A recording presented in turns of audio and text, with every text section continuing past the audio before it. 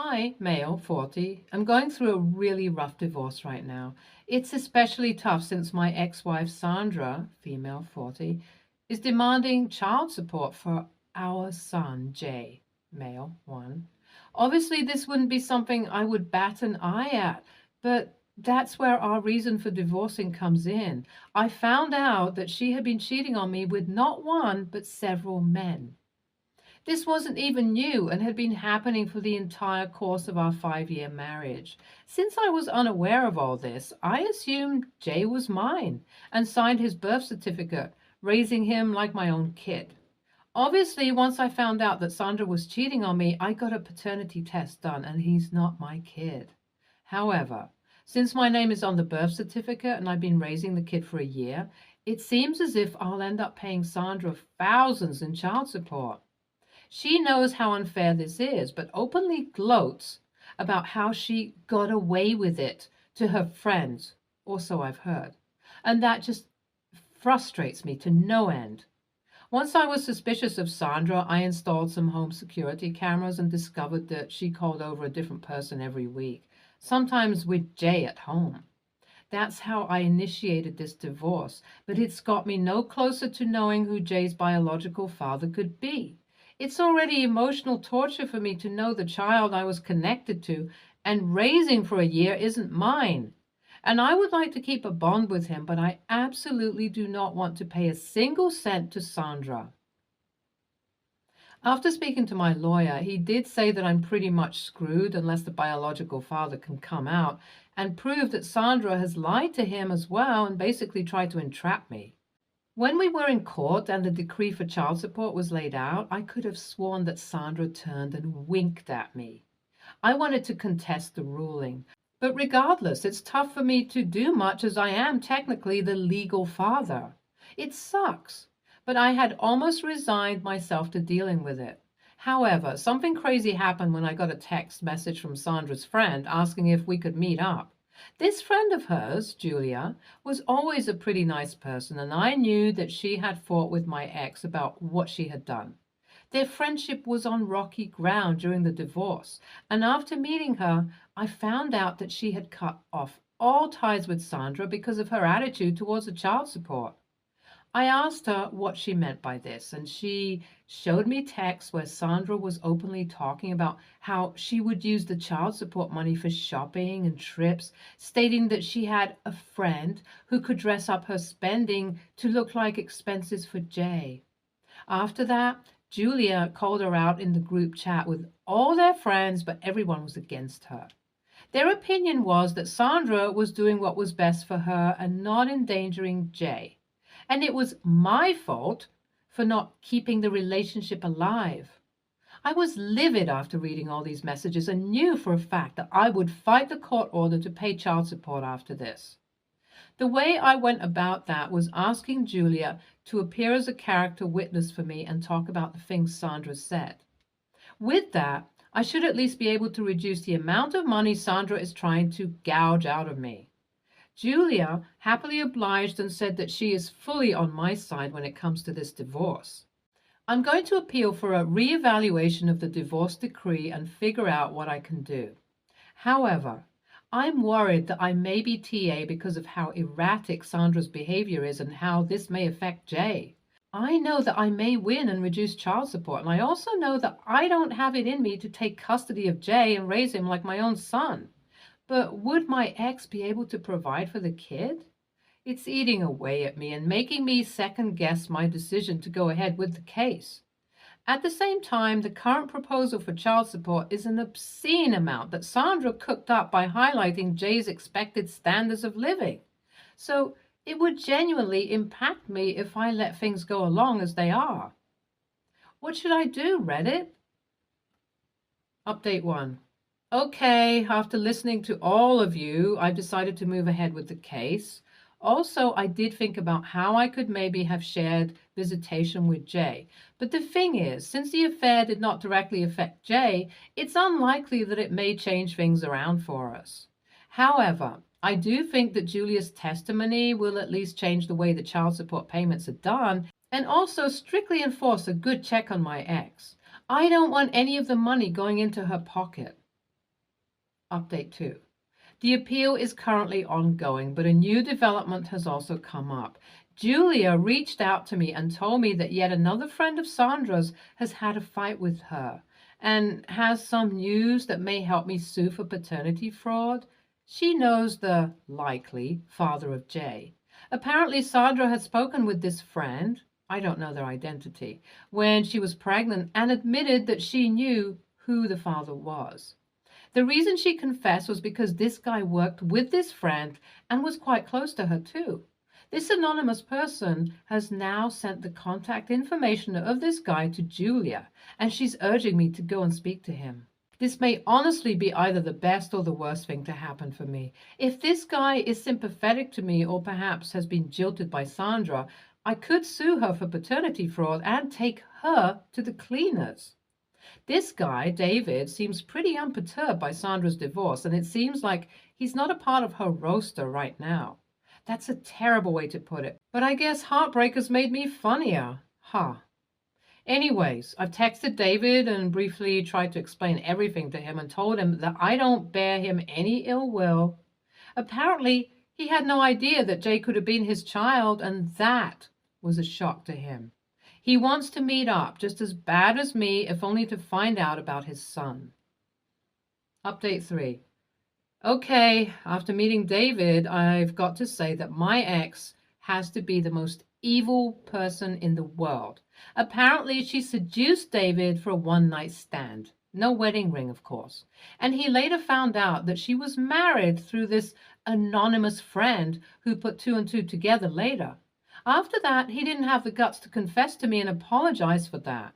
He had no idea that Sandra was pregnant, and he didn't maintain contact with her until he found out about the kid. When Jay was born, Sandra assured him that it was not his and openly lied about being on the pill when they had slept together. However, when he and I sat down and discussed the timelines for everything, it became clear that Jay was probably David's child. A paternity test later confirmed this. Obviously, this guy feels horrible that he's missed an entire year from the life of his son and is extremely angry at Sandra for lying to both of us. After speaking to David and getting all this info, I contacted my lawyer, and he said that there is a solid ground to sue Sandra for paternity fraud. So David and I are going to sue Sandra for paternity fraud. She's in for a world of hurt. Update 4. So the new case is ongoing, but there are already a few big wins for us. Firstly, I'm not going to be paying any child support. In fact, Sandra's going to have to pay me for emotional turmoil and damages. When I said I was going to take her to the cleaners, I wasn't joking. Julia's testimony and the evidence that showed my ex knew who the real father was and withheld it really helped turn things in our favor. Furthermore, Sandra is willing to relinquish custody of Jay, and David wants to raise the kid with his current partner. The fact that she's got such little connection with her son leaves me disgusted, but it's nothing more than I'd expect from her. I guess she'll visit him every now and then. David has also kept his door open for me to visit and keep in touch with Jay as his uncle. I just hope that this situation doesn't screw over the kid emotionally as he grows up. It's going to take a lot of maturity and effort to make sure that doesn't happen. But the more I get to know about David, the more it seems like he's a stand-up kind of person. He's been extremely remorseful about the fact that he was part of an affair, even though Sandra had lied to him. This is an odd thing to mention in an update, but I'm also kind of seeing Julia. We're not in a committed relationship yet, but she's an amazing person. And the fact that she was the only person in Sandra's friends group to immediately take an issue with her adultery shows me that she's the polar opposite of my ex. We're taking things slow, but it's nice to be in a more secure relationship. Through her, I also got to find out that every one of Sandra's friends is now leaving her. Although most of them are doing it to save face after the paternity fraud thing came out. Julia isn't really on speaking terms with most of that circle, though. I'm happy Jay finally has parents who care for him, and I'm happy that I found a way out of this mess. My fortunes have really turned out compared to where I was just a little while back, And the friends I made through this post kept me sane too. Thanks, Reddit.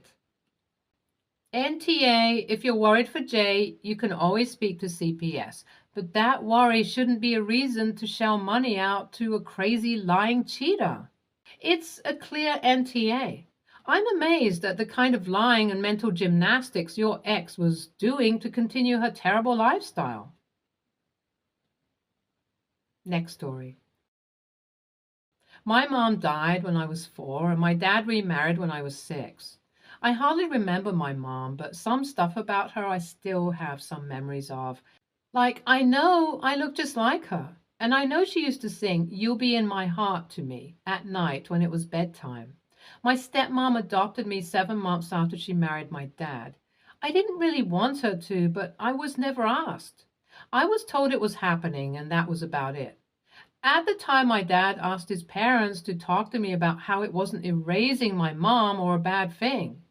They tried, but I wasn't happy about it, and I guess when I still wasn't happy after a few years, their feelings changed, and they stopped speaking positively about it. I'm almost 18 now, and I still don't see her as more than my stepmom. I never called her mom. They did push for it, but I never gave in. My dad has made so many shitty decisions over the years. No visiting mom's grave for Mother's Day, can only celebrate stepmom.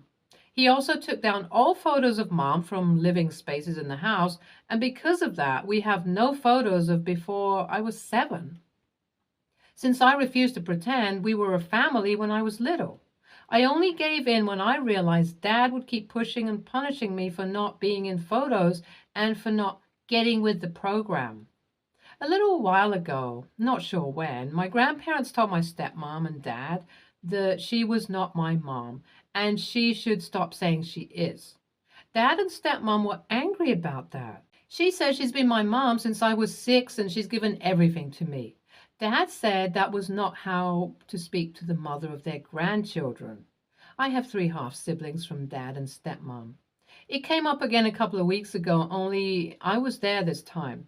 They said she wasn't my real mom, and I agreed with them. My stepmom kicked them out, and when Dad got home, she told him what was said and that I didn't just let them say it, but I agreed with them. Dad told me I should have defended my mom. I told him I always do, and I have always known who my real mom is. I told him just because he decided he could force a new legal mom didn't make her my real one. She asked what she would have to do to be my real mom. I told her to let me decide what she was going to be, not insisting on it and making a big fuss my whole life about how I never call her mom, which is an issue I've had with her since before she married my dad. She told me it was unnatural for kids so young when a parent dies and the other parent remarries to not warm up and naturally start saying mom or dad. I told her they never gave it a chance and that I was a scared kid who desperately didn't want to forget the very brief memories of my mom. She asked if those memories were more important than all the memories with her, and I said yes. Dad told me I need to change my attitude or I'll end up a misogynistic a-hole and I will have crushed an innocent woman. AITA? Opinion 1. NTA, that was a ride. So you're 7 and your dad replaces your mom. He doesn't date other people. He just brings a woman home and says, "This is your mom now." She even adopts you. Most children do not take parent deaths well. They were a primary carer that you naturally put a lot of trust and love in. Then that's severed. And if the kid doesn't know what death is, the worst possible thing you can do as a parent is pretend she's gone and not ask the child. Not going to her grave, putting away all photographs of her and replacing her. Because what does that say to the child? Many things. Your feelings don't matter. People are replaceable. Remembering the dead and grieving is bad. This stuff can cause PTSD. It is serious. The next thought a child will have is asking, are they replaceable? 3 kids in, it's safe to assume those feelings are intense. Of course, you're not going to warm up to her. Unnatural. Your stepmother has no idea what she's talking about. A stepmother is, to a child, the embodiment of why they feel bad. It is dangerous territory. And to avoid resentment, a trusted person must reassure that they are not a replacement. They are not your new mom. And that your relationship is up to you. There won't be one forced on you. What you don't do is sign the adoption papers with zero input from the child. Your father is completely wrong. You won't end up a misogynist. You shouldn't be punished for not being allowed to grieve. You still haven't been allowed that time. 2 years to a child is nothing. Your father has done this to his wife. The stepmother did this to herself, and they're blaming a scared 17-year-old for their mistakes. Your grandparents are right. I cannot stress enough that she could do everything for you since you were born. It is still up to you to decide what you call her. NTA, you remember your mother and you honor her place in your heart. You might have warmed to your stepmom more if she and your dad hadn't pushed it so hard. If the relationship had developed naturally, you might have felt it more, but it didn't. You feel how you feel. You are not misogynistic. You lost your mom at an impressionable age and had a new woman forced on you. Really, the only AH here is your dad. I don't blame your stepmom nearly as much as I blame him. She stepped in, stepped out, and did her best. Yes, she had expectations, but your dad was the one who thought he could shoehorn her into your heart. I feel badly for her, but relationships can never be forced. Next story. I, 19, female, and my friend, 18, female, have applied to the same college to hopefully attend together. This college does admissions on a rolling basis, so I was hurrying to get all of my required documentation. She told me last time we were hanging out that she wanted us to wait until we both got letters to open it together. In my mind, I would have been fine with it, but she hasn't even submitted her application, and it's now been almost a month since I submitted mine. I told her that waiting that long is unfair to me and my family who are waiting since this school is my top school, and that school takes 6 to 10 weeks to make a decision. She downplayed it and said that it would only be me waiting a week or so to open the letter, and that if I opened it without her letter, there would be an argument. Now, almost every time we talk, she keeps telling me to wait, but I told her when I get it, I'm going to open the letter. So I don't know. I've asked my sister and mom about it, and they are on my side, but I still feel like the a-hole. Am I? NTA, this is kind of time-sensitive situation.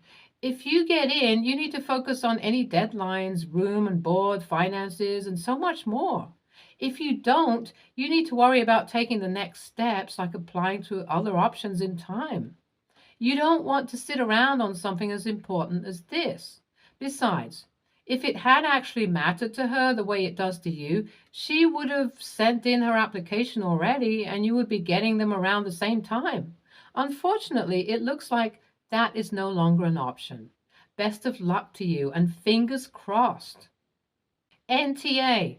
If she hasn't even submitted her application yet, then clearly this is not as important to her as it is to you. If you put your own feelings and wants aside for her, you will be setting a precedent that will not work out well for you. Imagine you do end up going to school together. Don't turn in your paper yet because I haven't turned in mine. Don't leave for class yet because I'm not ready to go. Don't RSVP for that social event because I haven't received an invitation yet. This school is your number one choice. Don't let anyone stand in your way of getting there and making the most of it. NTA, open that thing. At this point in the year, you can't wait. You have deadlines to meet for the fall. Honestly, though, my son's a senior, and while we did get physical acceptance letters for some schools, every single school either sent an acceptance email or emailed a notice that his application status had been updated. We've had his housing assignment for a month, and the summer orientation dates were getting pretty full. We waited on that because until we knew he got into the marching band, it was still possible he'd change his mind. All that to say, you've got a month at this point until most schools require you to have made a decision and paid your deposit at the least. There's no waiting. Stay tuned for more stories from our girl relationships.